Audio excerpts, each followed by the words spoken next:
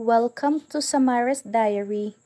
If bago ka pa lang sa aking channel, please don't forget to hit like, subscribe, and click the notification bell for more videos updates. Thank you! Hello mga besh! So meron tayong bawang, sibuyas, bagu beans, carrots, toge, and wrapper. Unang gagawin is magisa muna tayo.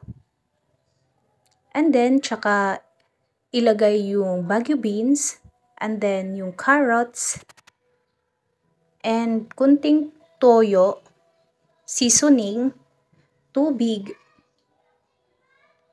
and then ilagay yung toge. And then, tsaka tayo magbalot ng toge gamit ang wrapper. Ayan. So, hanggang maubos. And then, after po natin magbalot ng toge gamit yung wrapper, tayo po ay magpiprito. Ayan. So, prituhin lang po natin yung ating ginawa kanina.